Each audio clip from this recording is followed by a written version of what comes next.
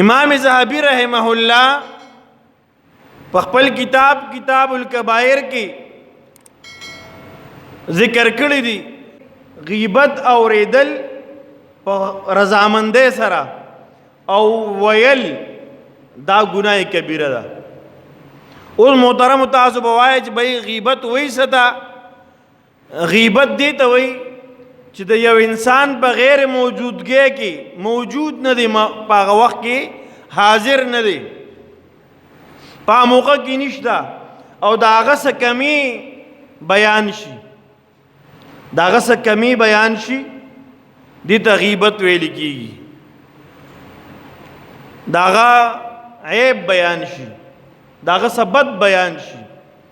دغه بد بیا که په اخلاقو کې دغه اخلاق خراب دي نه به بیانې، دغه په غیر موجودګۍ کې به نه بیانې، دغه جامه پیزار خراب دي نه به بیانې، دغه ګرځېدلو کې څه کمی کوتاهي دي دا به نه بیانې.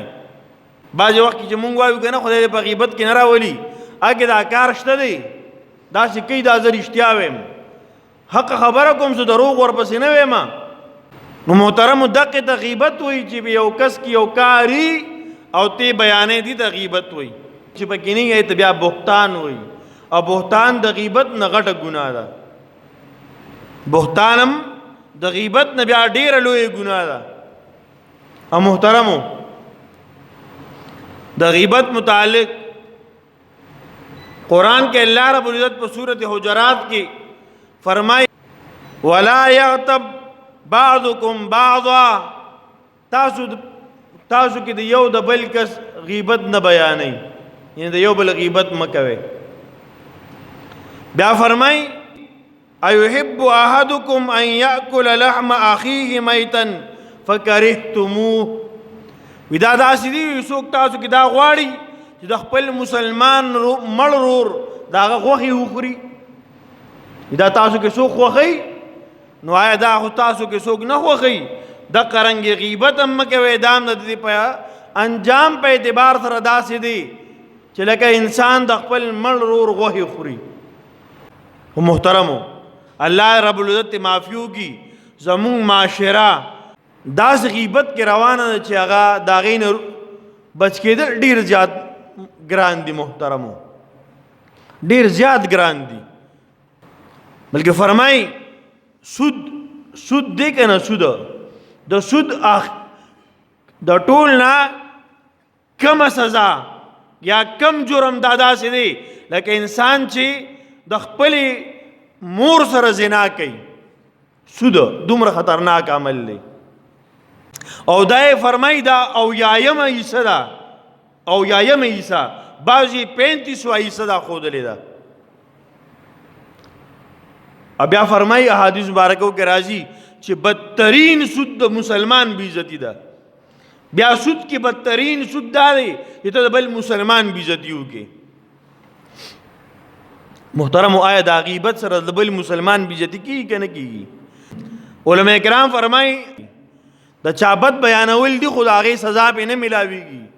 وایي دا یو څو موقع داسې شته، مثلا یو سړي تا ته وایي چې بھئی زه د پلانکي سره کاروبار کوم، یا ورسره رشته کوم، یا ورسره څه معاملات کوم، یا د دې ځای متعلق ما ته معلومات راکړه.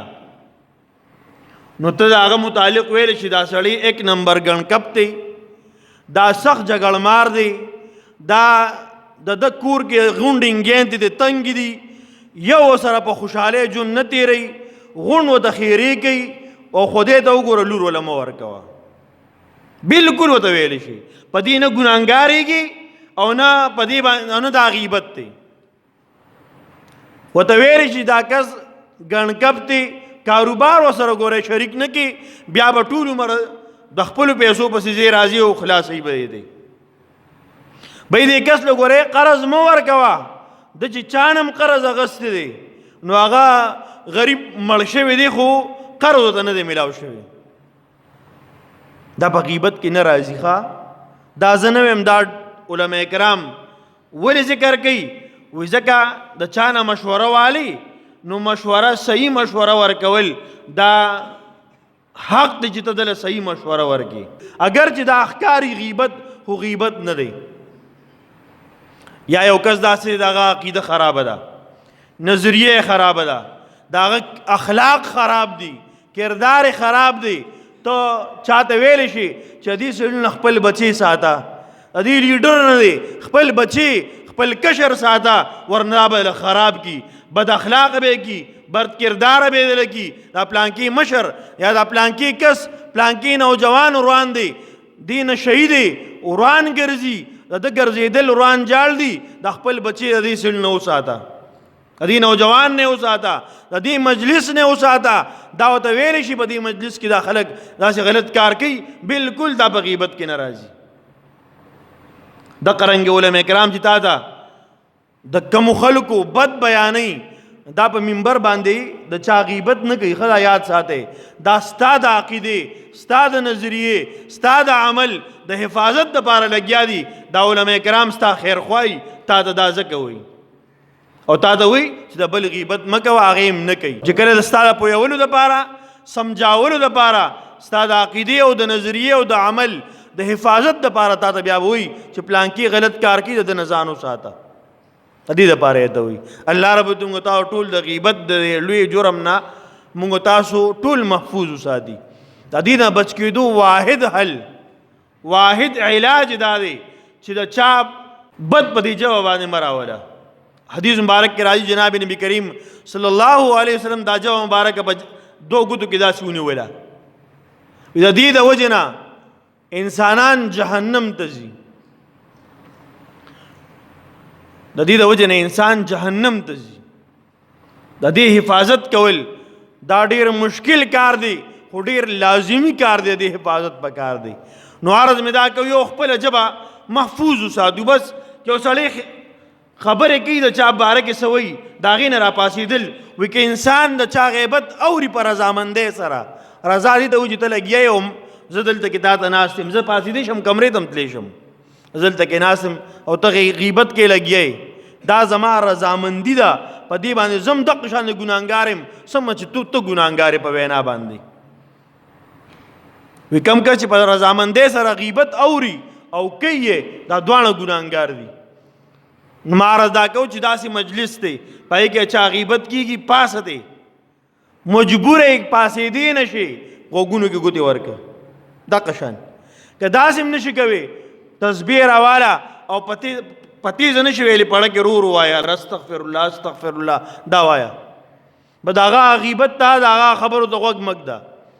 یا خو به پام شي چې د ذکر کې یو زه لګیم د ګناه کار کوم، یا به غلی شي. که دغه غلی نه شي کم سے کم ته به نه یې ګناهګار. انشاءالله په دې ناسته کې په نننۍ ورځ کې دا عزم کوو چې انشاءالله نن نه پس به د هېڅ یو مسلمان رور نارینه او زنانه بد نه بیانو، دې ته غیبت وي دا به نه بیانو. داسې کوو نیته، ټول نیت کوو که نه انشاءالله نن نه پس به غیبت د چا نه کوو.